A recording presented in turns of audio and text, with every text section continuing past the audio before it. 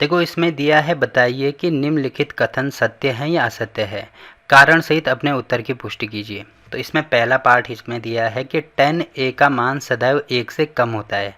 तो यहाँ पे हमें ये बताना है कि 10 की वैल्यू 1 से कम होती है कि नहीं होती है।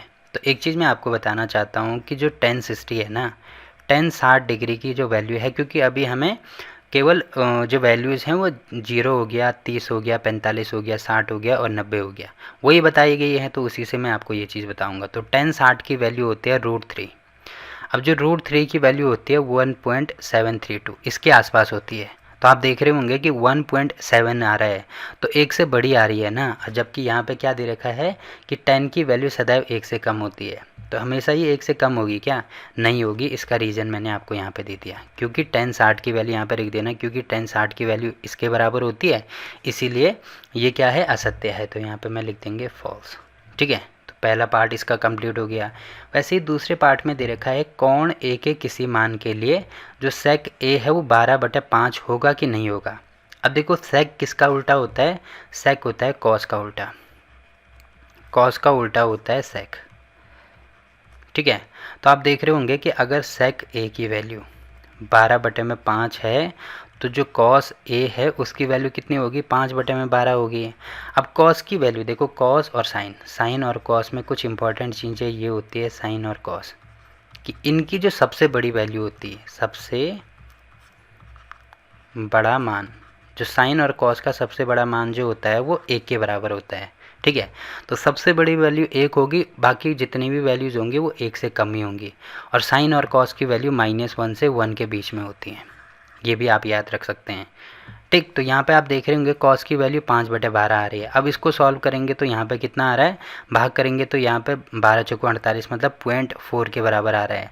तो आप देख रहे होंगे कॉस की वैल्यू 1 से कम है कि नहीं है। देखो 1 से कम है, पॉइंट में आ रही है, 0.4 आ रही है। तो इसका मतलब ये सत्य है। अब ये सत्य है तो क्योंकि ये इसका उल्टा होता है तो ये भी सत्य होगा। तो यहाँ पे लिख देना ट्रू।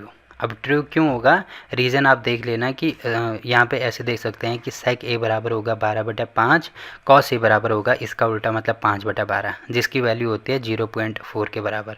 अब ये लिख देना कॉस ए जो होता है वो है 1 से 1 या 1 से छोटा होता है, छोटा होता है। तो एग्जामिनर समझ जाएगा कि आप कहना क्या चाहते हो। ठीक है, तो ये देखो इसका दूसरा पार्ट भी कंप्लीट हो गया। आगे दिया है कॉस ए कोण ए के कॉसिकेंट के लिए प्रयुक्त एक संक्षिप्त रूप है। देखो कॉस का जो संक्षिप्त रूप होता है ना वो होता है कोसाइन। ठीक है, तो कोसाइन लिखो या इसको शॉर्ट में लिखा जाता है कॉस। अब देखो जो कॉसिकेंट है इसको लिखते हैं कॉसेक, ये आप यहाँ पे देख सकते हैं कॉसेक। तो इसका मतलब इसके लिए ये प्रयुक्त होगा क्या? नहीं होगा। तो इसका मतलब ये भी फॉल्स है, तो यहाँ पे मैं फॉल्स लिख दूंगा। ठीक है, आगे दिया है कॉट ए, जो कॉट ए और ए का गुणनफल होता है। जो कॉट ए है वो कॉट, मतलब इसको ऐसे लिख सकते हैं क्या, कॉट इंटू ए। ऐसे बिल्कुल भी नहीं लिख सकते हैं। क्यों? क्योंकि जो ए होता है ये इसका कोण होता है, एंगल होता है। अब एंगल को कभी भी ऐसे गुणा में नहीं लिख सकते हैं, तो ये होगा फॉल्स। अब फॉल्स क्यों होगा, यहाँ पे रीज़न लिख देना, क्योंकि जो ए है वो एक कोण है, एक कोण है। ठीक है, तो ये हमारा आंसर हो जाएगा। आगे दिया है किसी भी कोण थीटा के लिए साइन थीटा की वैल्यू 4/3। अब किसी भी कोण के लिए साइन थीटा की वैल्यू 4/3 हो सकती है क्या? एक बार इसको सॉल्व कर दो, कितना आएगा, एक बार जाएगा फिर दशमलव लगाएंगे तो यहाँ पे 1 आया, 0 बढ़ाएंगे तो 1.9 के बराबर ही आ रहा है, मतलब इसकी वैल्यू 1.9 के बराबर आया। और अभी मैंने आपको बताया ना कि जो साइन और कॉस की वैल्यू होती है उसका जो सबसे बड़ा मान होता है वो 1 होता है, मतलब 1 से बड़ी साइन और कॉस की वैल्यू नहीं हो सकती है। तो यहाँ पे देख रहे होंगे आप 1 से बड़ा आ रहा है, तो इसका मतलब ये फॉल्स है। अब फॉल्स क्यों है, यहाँ पे लिख देना क्योंकि साइन की जो वैल्यू होती है, साइन यहाँ पे ऐसे लिख देना, साइन का सबसे बड़ा मान बराबर 1।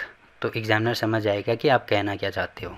ठीक है, तो देखो इसके हमने पांचों पार्ट कंप्लीट कर दिया। अब इसमें अगर कहीं पे भी आपके कोई डाउट आता है तो आप कमेंट करके पूछ सकते हैं। ठीक है, और यहीं पे एक्सरसाइज 8.1 भी कंप्लीट होती है।